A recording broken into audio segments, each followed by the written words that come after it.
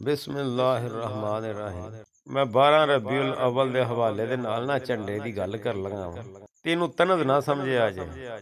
तमाम दोस्त अगे गुजारिश है कि इहदे वल गौर करके इनू समझे आ जाए कि वाकई ये हकीकत है कि या झूठ बोलदा। गल करन दा मिल गया वक्त मैनू। कद जाअकुम मिन अल्लाह नूर दी गल करनी। वमार मईता इज़ रमईता रब आखे। मैं नहीं मुल्ला मगरूर दी गल करनी। चन्न तोड़ दिता सूरज मोड़ दिता। मैं ते बस हजूर दी गल करनी। सईद बच जा अकलां वालियां तो इन्ना जिदों करनी फतूर दी गल करनी। 12 रबीउल अव्वल दी सुबह नूरी जग सारा नूरो नूर होया। रब आखिया जा जबरील ला झंडे। मेरे यार दा अज ज़हूर होया। झंडे वेख के जिन्नू भी पीड़ होवे ओ शैतान मगरूर होया।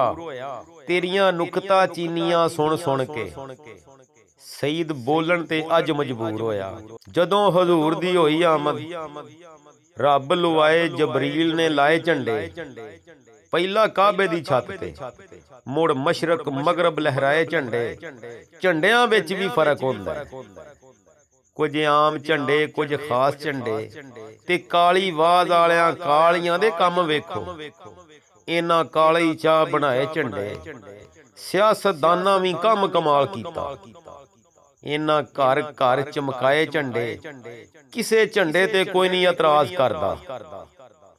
लोकां गड्डियां नाल लमकाए झंडे। फतवे सिर्फ उन्हां झंडियां ते लगदे जे जेड़े सुन्नियां घर सजाए झंडे। सईद घर लाए ते बिदत दे पैण रौले। किसे रायवंट किसे मरीद की चाह पचाए झंडे।